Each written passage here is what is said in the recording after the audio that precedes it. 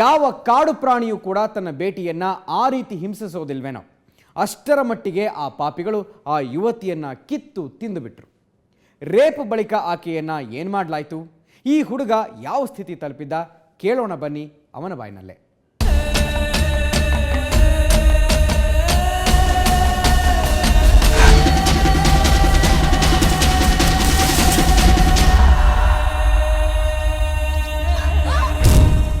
ಪ್ರಾಣಿಗಳು ಅಷ್ಟು ಕ್ರೂರವಾಗಿ ಹಿಂಸಿಸಲ್ಲ.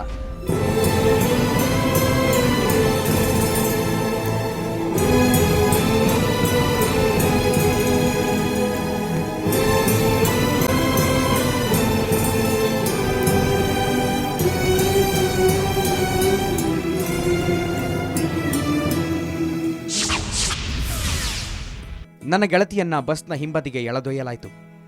ನಾನು ಆಕೆಯನ್ನು ಬಿಡುವಂತೆ ಪರಿಪರಿಯಾಗಿ ಬೇಡಿಕೊಂಡೆ. ಇಬ್ಬರು ಕಿರುಚುತ್ತಲೇ ಇದ್ದೆವು.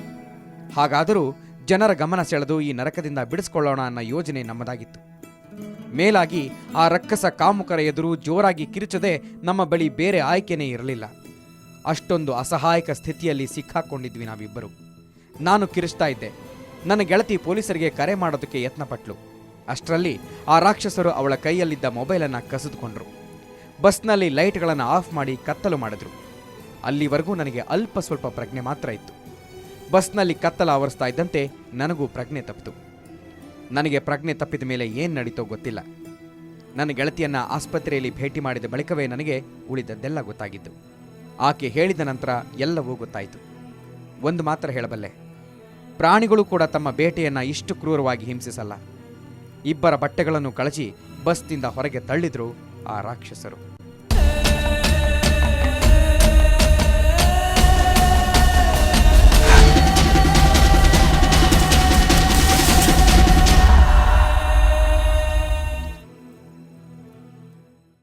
ರಕ್ಕಸ ರೇಪಿಸ್ಟ್ಗಳನ್ನು ಅಷ್ಟೇ ಏಕೆ, ಎಮ್ಮೆ ಚರ್ಮದ ಪೊಲೀಸರನ್ನು ಒಂದು ಕ್ಷಣ ಪಕ್ಕಕ್ಕಿಡೋಣ. ಆದರೆ ಸಾರ್ವಜನಿಕರ ಕಥೆ ಹೇಳಿ. ಬಹುಶಃ ಜನರು ಕೂಡ ಮಾನವೀಯತೆಯ ಸ್ಪರ್ಶವನ್ನೇ ಕಳ್ಕೊಂಡಿದ್ದಾರೇನೋ. ಯುವಕ ಮುಂದೆ ಹೇಳೋ ಕಥೆ ಕೇಳಿದ್ರೆ ಇಂತಹದ್ದೊಂದು ಡೌಟ್ ಬರದೇ ಇರೋದು. ಅದನ್ನು ನೋಡೋಣ ಒಂದು ಬ್ರೇಕ್ನ ಬಳಿಕ.